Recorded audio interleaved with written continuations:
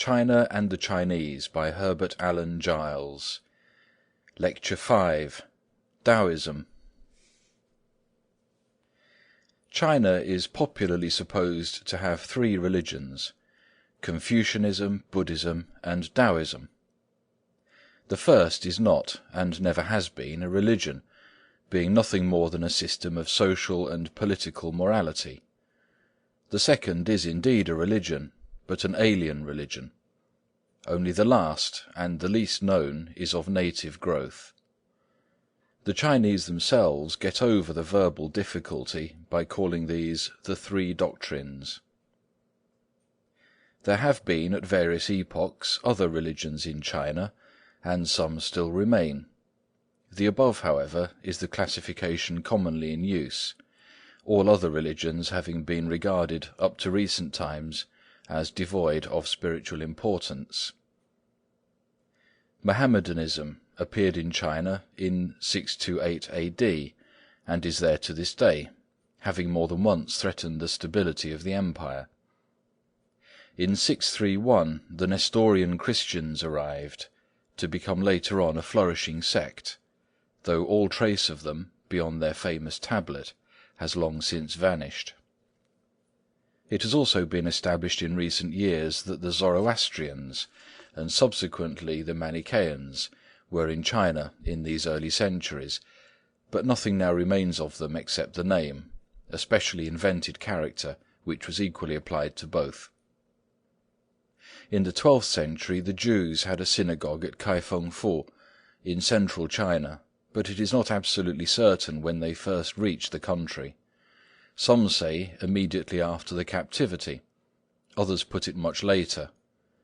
In 1850 several Hebrew rolls of parts of the Pentateuch, in the square character with vowel points, were obtained from the above city. There were then no professing Jews to be found, but in recent years a movement has been set on foot to revive the old faith. Roman Catholicism may be said to have existed in China since the close of the 16th century, though there was actually an Archbishop of Peking, Jean de Montecorvino, who died there in 1330. In the last year of the 18th century the first Protestant missionary arrived. The first American missionaries followed in 1830. They found China, as it is now, nominally under the sway of the three doctrines. So much has been written on Confucianism, and so much more on Buddhism, that I propose to confine myself entirely to Taoism, which seems to have attracted too little the attention of the general public. In fact, a quite recent work, which professes to deal among other things with the history of China, omits all discussion of this particular religion. Taoism is the religion of Tao. As to what Tao is, or what it means, we are told upon the highest authority that it is quite impossible to say. This does not seem a very hopeful beginning, but even the weariest river winds somewhere safe to sea, and I shall therefore make an effort to set before you a clue, which, I trust, will lead toward at any rate a partial elucidation of the mystery. At some unknown period in remote antiquity, there appears to have lived a philosopher, known to posterity as Lao Tzu, who taught men, among other things, to return good for evil. His parentage, birth, and life have been overloaded in the course of centuries with legend. Finally, he is said to have foreseen a national cataclysm, and to have disappeared into the West, leaving behind him a book, now called the Tao Te Ching, which, for many reasons, he could not possibly have written. The little we really know of Lao Tzu is gathered from traditional utterances of his, scattered here and there in the works of later disciples of his school. Many of these sayings, though by no means all of them, with much other matter of a totally different character, have been brought together in the form of a treatise, and the heterogeneous whole has been ascribed to Lao Tzu himself. Before proceeding with our examination of Tao, it is desirable to show why this work may safely be regarded as a forgery of a later age. Attempts have been made, by the simple process of interpolation in classical texts, to prove that Lao Tzu lived in the same century as that in which Confucius was born, and also that, when the former was a very old man, the two sages met, and further, that the interviews ended very much to the astonishment of Confucius. All this, however, has been set aside by the very best native scholarship ever produced in China, as the work of later hands. Further, there was another philosopher of the same name who really was contemporary with Confucius, and it is held by many Chinese critics that the two have been confused, perhaps with malice aforethought. We can only say for certain that after Lao Tzu came Confucius. At what interval we do not know. Now, in all the works of Confucius, whether as writer or as editor, and throughout all his posthumously published discourses, there is not a single word of allusion either to Lao Tzu or to this treatise. The alleged interviews have been left altogether unnoticed. 100 years after Confucius came Mencius, China's second sage. In all his pages of political advice to feudal nobles, and all his conversations with his disciples, much more voluminous than the discourses of Confucius, there is equally no allusion to Lao Tzu nor to the treatise. It has been pointed out by an eminent Chinese critic of the 15th and 16th centuries that Mencius spent his life chiefly in attacking the various heterodox systems which then prevailed, such as the extreme altruistic system of Mo Di and the extreme egoistic system of Yang Zhu. And it is urged, in my opinion with overwhelming force, that if the Tao Te Ching had existed in the days of Mencius, it must necessarily have been recognized and treated as a mischievous work, likely to alienate men's minds from the one perfect and orthodox teaching, Confucianism. Zhuangzi, a philosopher of the 4th century B.C., devoted himself to elucidating and illuminating the teaching of Lao Tzu. His work, which has survived to the present day, will shortly occupy our attention. For the moment it is only necessary to say that it contains many of the master's traditional sayings, but never once mentions a treatise. In the 3rd century B.C. there lived another famous Taoist writer, Han Feizi, who devotes the best part of 2 whole sections of his work to explaining and illustrating the sayings of Lao Tzu. Yet he never mentions the treatise. He deals with many sayings of Lao Tzu now to be found in the treatise, but he does not take them in the order in which they now stand, and he introduces several others which do not occur at all in the treatise, having apparently been overlooked by the compiler. In the 2nd century B.C. there lived another famous Taoist writer, Huainan, who devotes a long chapter to illustrating the doctrines of Lao Tzu. He never mentions a book. 100 years B.C. comes the historian Sima Qian, whose brilliant work, the first of the dynastic histories, I have already had occasion to bring to your notice. In his brief memoir of Lao Tzu, he does mention a book in 5,000 and more characters, but he mentions it in such a way as to make it clear beyond all doubt that he himself could never have seen it. And moreover, in addition to the fact that no date is given, either of the birth or death of Lao Tzu, the account is so tinged with the supernatural as to raise a strong suspicion that some part of it did not really come from the pen of the great historian. About 200 years later appeared the first Chinese dictionary, already alluded to in a previous lecture.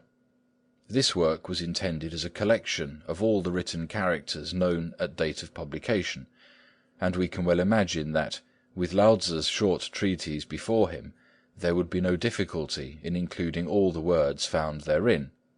Such, however, is not the case. There are many characters in the treatise which are not to be found in the dictionary, and in one particular instance the omission is very remarkable. Much other internal evidence against the genuineness of this work might here be adduced, I will content myself with a single and a ludicrous item, which shows how carelessly it was pieced together. Sentences occur in the Tao Te Ching which positively contain, in addition to some actual words by Lao Tzu, words from a commentator's explanation, which have been mistaken by the forger for a part of Lao Tzu's own utterance.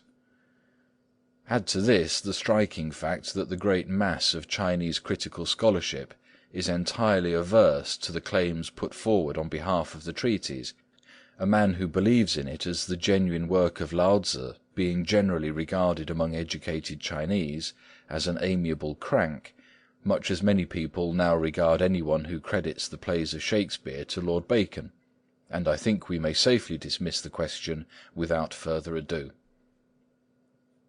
It will be more interesting to turn to any sayings of Lao Tzu which we can confidently regard as genuine, and those are such as occur in the writings of some of the philosophers above mentioned, from which they were evidently collected by a pious impostor, and with the aid of unmistakable padding were woven into the treatise, of which we may now take a long leave.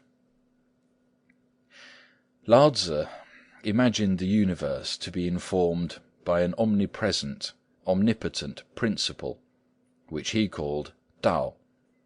Now this word Tao means primarily a road, a way, and Lao Tzu's principle may therefore be conveniently translated by the way. Fearing, however, some confusion from the use of this term, the philosopher was careful to explain that the way which can be walked upon is not the eternal way. But he never tells us definitely what the way is. In one place he says it cannot find expression in words. In another he says, "Those who know do not tell, those who tell do not know." The latter saying was used by a famous poet as a weapon of ridicule against the treatise. If those who know, he argued, do not tell, how comes it that Lao Tzu puts his own knowledge into a book of 5,000 and more words? We are assured, however, by Lao Tzu that, just as without going out of doors we can know the whole world, so without looking out of the window we can know the way. Again we have, "Without moving you shall know, without looking you shall see, without doing you shall achieve." Meanwhile we are left to gather from isolated maxims some shadowy idea of what Lao Tzu meant by the way. It seems to have been a perpetual accommodation of self to one's surroundings, with the minimum of effort, all progress being spontaneous, and in the line of least resistance. From this it is a mere step to doing nothing at all, the famous doctrine of inaction, with all its paradoxes, which is really the criterion of Lao Tzu's philosophy, and will be always associated with Lao Tzu's name. Thus he says, "Perfect virtue does nothing, and consequently there is nothing which it does not do." Again, "The softest things in the world overcome the hardest. That which has no substance enters where there is no crevice. Leave all things to take their natural courses, and do not interfere. Only he who does nothing for his life's sake can be truly said to value his life. Govern a great nation as you would cook a small fish. Do not overdo it. Do not try to force results. The well-known Greek injunction, not to go beyond one's destiny, oak huper moron, may well have fallen from Lao Tzu's lips. All this is the way, which Lao Tzu tells us is like the drawing of a bow. It brings down the high and exalts the low, reducing all things to a uniform plane. He also says that if the way prevails on earth, horses will be used for agricultural purposes. If the way does not prevail, they will be used for war. Many of Lao Tzu's sayings are mere moral maxims for use in everyday life. Put yourself behind, and the world will put you in front. Put yourself in front, and the world will put you behind. To the good I will be good. To the not good I would also be good, in order to make them good. Altogether, with the comparatively few scraps of Lao Tzu's wisdom to be found in the treatise, we should be hard put to understand the value of Tao, and still more to find sufficient basis for a philosophical system, were it not for his disciple Chuang-Tzu of the 4th century B.C., who produced a work expanding and illustrating the way of his great master, so rich in thought and so brilliant from a literary point of view that, although branded since the triumph of Confucianism with the brand of heterodoxy, it still remains a storehouse of current quotation and a model of composition for all time. Let us go back to Tao, in which, Chuang-Tzu tells us, man is born, as fishes are born in water.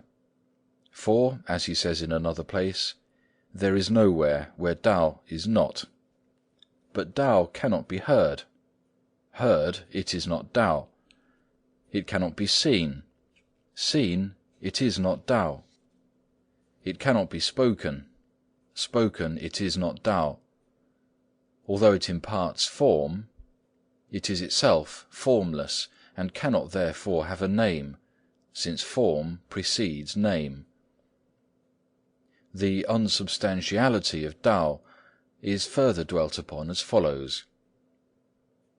Were Tao something which could be presented, there is no man but would present it to his sovereign or to his parents. Could it be imparted or given, there is no man but would impart it to his brother or give it to his child. But this is impossible, for unless there is a suitable endowment within, Tao will not abide, and unless there is outward correctness, Tao will not operate. It would seem therefore that Tao is something which altogether transcends the physical senses of man, and is correspondingly difficult of attainment. Chuang-Tzu comes thus to the rescue. By absence of thought, by absence of cogitation, Tao may be known. By resting in nothing, by according in nothing, Tao may be approached. By following nothing, by pursuing nothing, Tao may be attained. What there was before the universe was Tao. Tao makes things what they are, but is not itself a thing. Nothing can produce Tao, yet everything has Tao within it, and continues to produce it without end. Rest in inaction, says Chuang-Tzu, and the world will be good of itself. Cast your slough, spit forth intelligence, ignore all differences, become one with the infinite, release your mind, free your soul, be vacuous, be nothing. Chuang-Tzu lays a special emphasis on the cultivation of the natural as opposed to the artificial. Horses and oxen have 4 feet, that is the natural. Put a halter on a horse's head, a string through a bullock's nose, that is the artificial. A drunken man who falls out of a cart, though he may suffer, does not die. His bones are the same as other people's, but he meets his accident in a different way. His spirit is in a condition of security. He is not conscious of riding in the cart, neither is he conscious of falling out of it. Ideas of life, death, fear, etc., cannot penetrate his breast, and so he does not suffer from contact with objective existences. And if such security is to be got from wine, how much more is it to be got from Tao? The doctrine of relativity in space and time, which Chuang-Tzu deduces from Lao Tzu's teachings, is largely introduced by the disciple. There is nothing under the canopy of heaven greater than an autumn spikelet. A vast mountain is a small thing. The universe and I came into being together, and all things therein are one. In the light of Tao, affirmative is reconciled with negative, objective is identified with subjective, and when subjective and objective are both without their correlates, that is the very axis of Tao, and when that axis passes through the centre at which all infinities converge, positive and negative alike blend into an infinite One. Thus, morally speaking, we can escape from the world and self, and can reverse and look down upon the world's judgment, while in the speculative region we get behind and beyond the contradictions of ordinary thought and speech. A perfect man is the result. He becomes, as it were, a spiritual being. As Zhuangzi puts it, were the ocean itself scorched up, he would not feel hot. Were the Milky Way frozen hard, he would not feel cold. Were the mountains to be riven with thunder, and the great deep to be thrown up by storm, he would not tremble. In such case he would mount upon the clouds of heaven, and drive the sun and moon before him, would pass beyond the limits of this external world, where death and life have no more victory over man. We have now an all-embracing One beyond the limits of this world, and we have man perfected and refined until he is no longer a prey to objective existences. Lao-Tzu has already hinted at the whence and O heavens the whither. He said that to emerge was life, and to return was death. Zhuangzi makes it clear that what man emerges from is some transcendental state in the infinite, and that to the infinite he may ultimately return.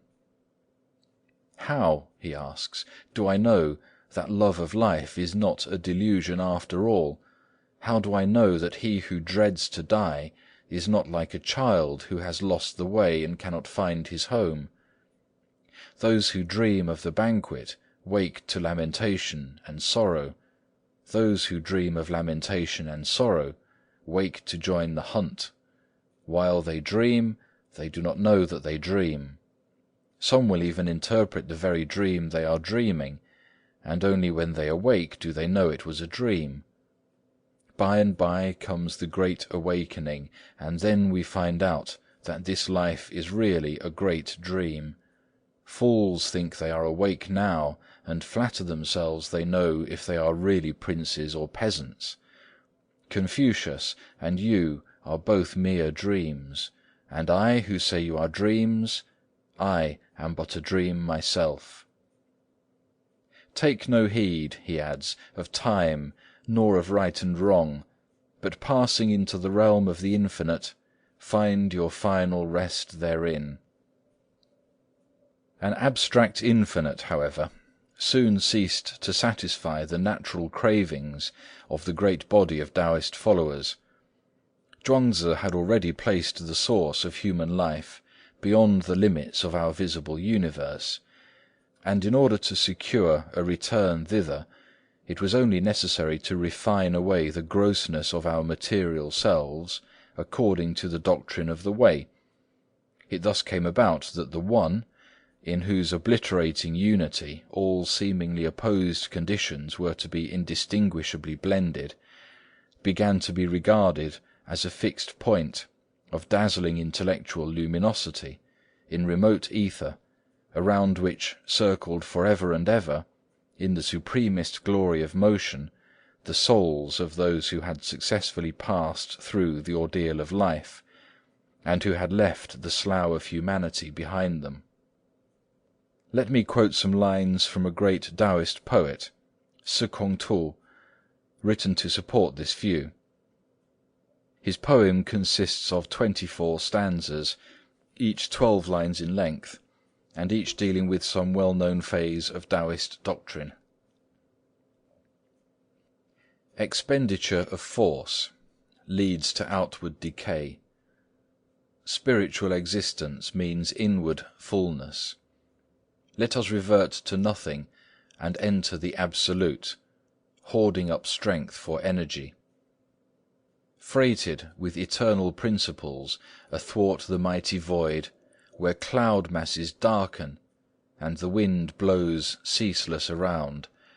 Beyond the range of conceptions, let us gain the centre, and there hold fast without violence, fed from an inexhaustible supply. In this, the first stanza, we are warned against taxing or even using our physical powers, instead of aiming, as we should, at a purely spiritual existence, by virtue of which we shall ultimately be wafted away to the distant centre in the infinite. Lo, the immortal, born by spirituality, his hand grasping a lotus flower, away to time everlasting, trackless through the regions of space.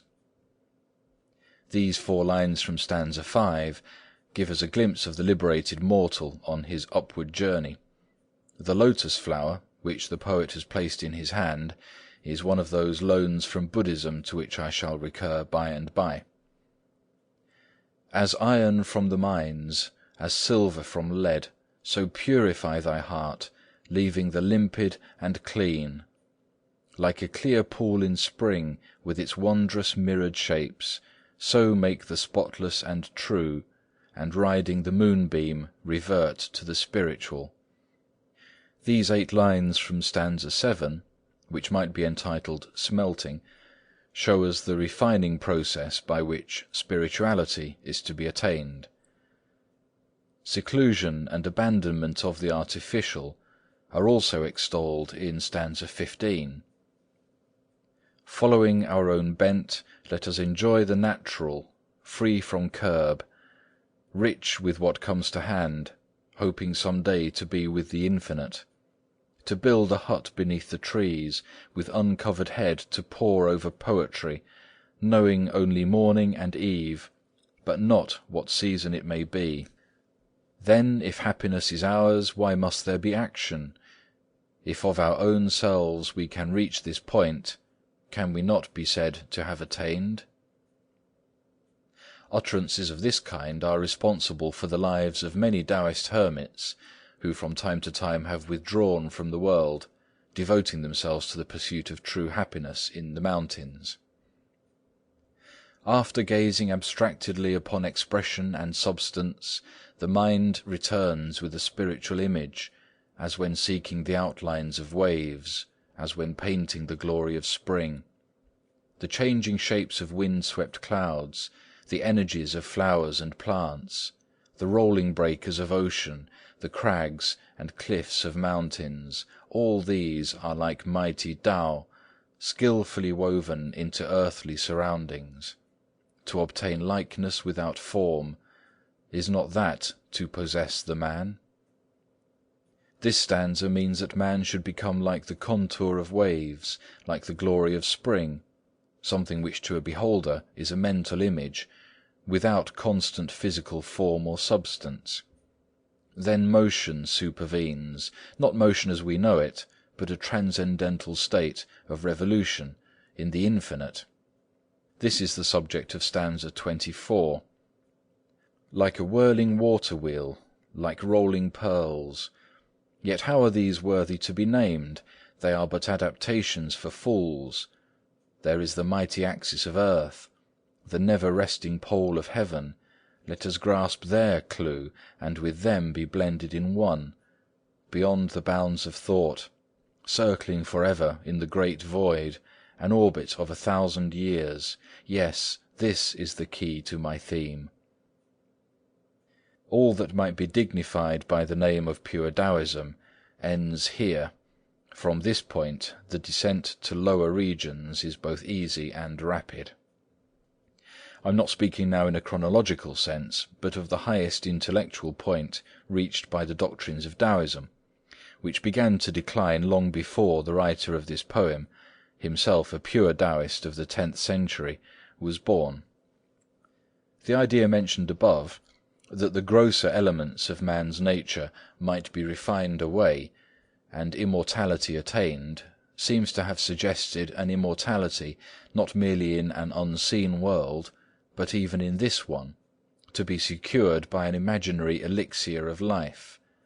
Certain at any rate it is, that so far back as a century or so before the Christian era, The desire to discover this elixir had become a national craze. The following story is historical, and dates from about 200 BC. A certain person having forwarded some elixir of immortality to the Prince of Ching, it was received as usual by the doorkeeper. "Is this to be swallowed?" enquired the chief warden of the palace. "It is," replied the doorkeeper. Thereupon the chief warden purloined and swallowed it. At this the prince was exceedingly angry, and ordered his immediate execution. But the chief warden sent a friend to plead for him, saying, "Your Highness's servant asked the doorkeeper if the drug was to be swallowed, and as he replied in the affirmative, your servant accordingly swallowed it. The blame rests entirely with the doorkeeper. Besides, if the elixir of life is presented to your Highness, and because your servant swallows it, your Highness slays him, that elixir is clearly the elixir of death, and for your Highness thus to put to death an innocent official is simply for your Highness to be made the sport of men." The prince spared his life.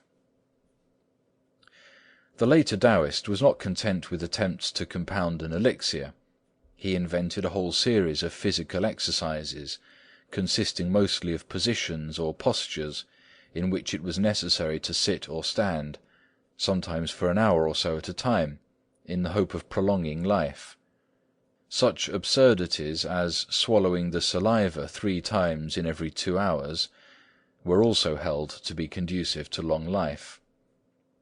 There is perhaps more to be said for a system of deep breathing, especially of morning air, which was added on the strength of the following passage in Zhuangzi: "The pure men of old slept without dreams, and waked without anxiety. They ate without discrimination, breathing deep breaths. For pure men draw breath from their uttermost depths, the vulgar only from their throats."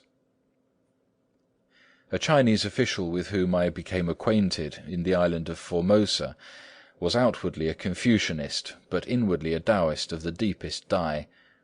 He used to practice the above exercises and deep breathing in his spare moments, and strongly urged me to try them. Apparently they were no safeguard against malarial fever, of which he died about a year or so afterward. Associated closely with the elixir of immortality is the practice of alchemy, which beyond all doubt was an importation from Greece by way of Bactria. We read in the historical record, under date 133 BC, of a man who appeared at court and persuaded the emperor that gold could be made out of cinnabar or red sulphide of mercury, and that if dishes made of the gold thus produced were used for food, the result would be prolongation of life, even to immortality. He pretended to be immortal himself, and when he died, as he did within the year, the infatuated emperor believed, in the words of the historian, that he was only transfigured and not really dead, and accordingly gave orders to continue the experiments.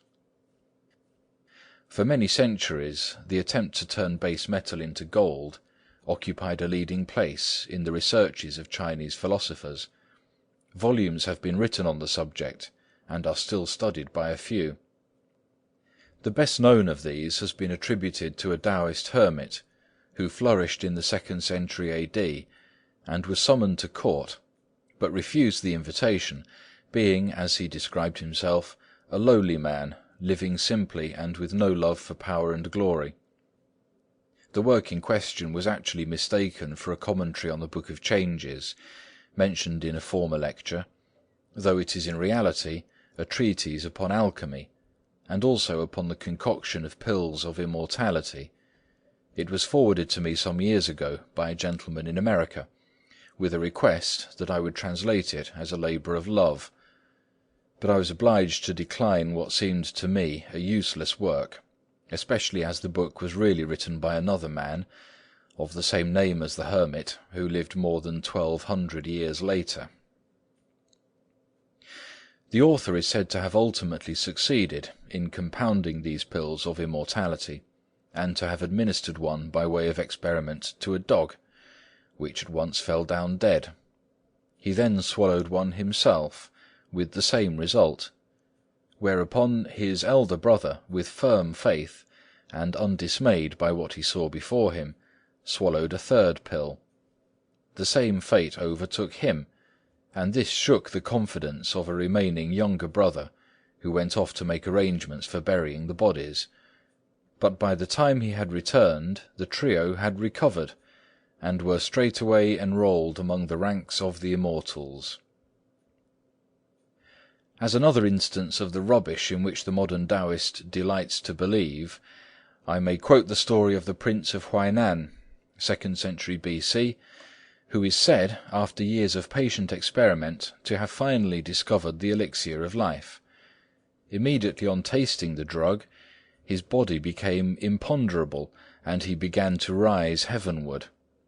Startled probably by this new sensation, he dropped the cup out of which he had been drinking into the courtyard, whereupon his dogs and poultry finished up the dregs, and were soon sailing up to heaven after him. It was an easy transition from alchemy and the elixir of life to magic and the black art in general. Those Taoists who, by their manner of life or their reputed successes in the above two fields of research, attracted public attention, came to be regarded as magicians or wizards, in communication with and in control of the unseen powers of darkness.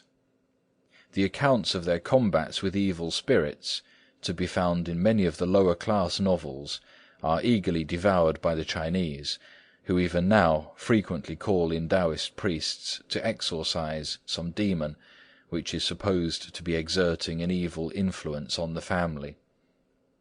As a specimen, there is a story of a young man who had fallen under the influence of a beautiful young girl, when he met a Taoist priest in the street, who started on seeing him, and said that his face showed signs that he had been bewitched. Hurrying home, the young man found his door locked, and on creeping softly up to the window and looking in, he saw a hideous devil, with a green face and jagged teeth like a saw, spreading a human skin on the bed and painting it with a paint-brush. The devil then threw aside the brush, and giving the skin a shake-out, just as you would a coat, cast it over his shoulders, and lo, there stood the girl.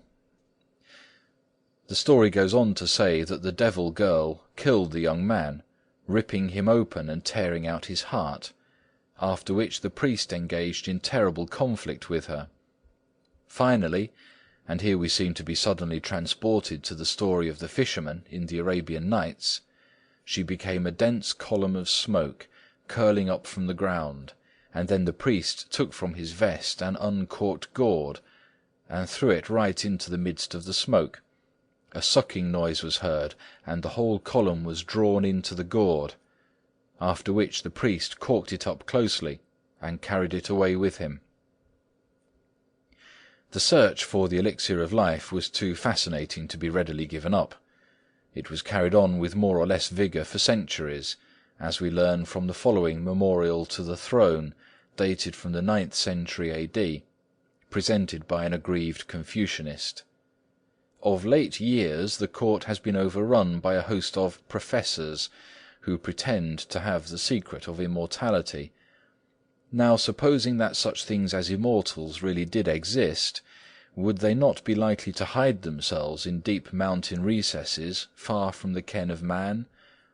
On the other hand, persons who hang about the vestibules of the rich and great, and brag of their wonderful powers in big words, what are they more than common adventurers in search of pelf?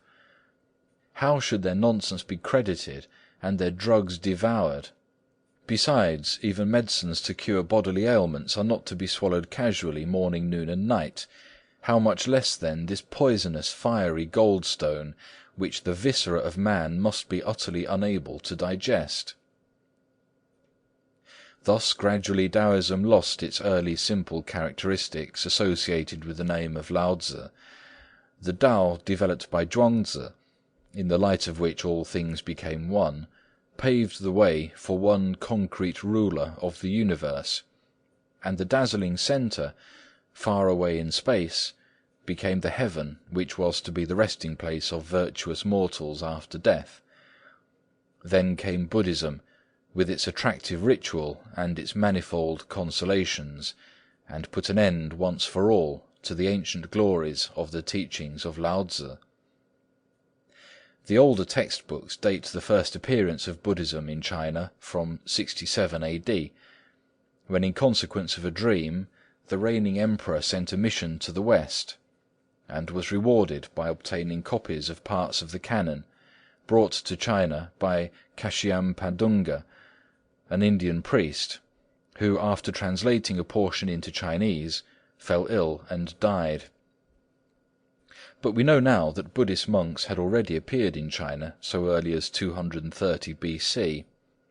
The monks were thrown into prison, but were said to have been released in the night by an angel. Still, it was not until the 3rd or 4th century of our era that the new religion began to make itself appreciably felt. When this came about, there ensued a long and fierce struggle between the Buddhists and the Taoists, resulting, after alternating triumphs and defeats on both sides, in that mutual tolerance which obtains at the present day. Each religion began early to borrow from the other. In the words of the philosopher Zhu Xi of the 11th century, Buddhism stole the best features of Taoism. Taoism stole the worst features of Buddhism. It is as though one took a jewel from the other, and the loser recouped the loss with a stone. From Buddhism the Taoists borrowed their whole scheme of temples, priests, nuns, and ritual.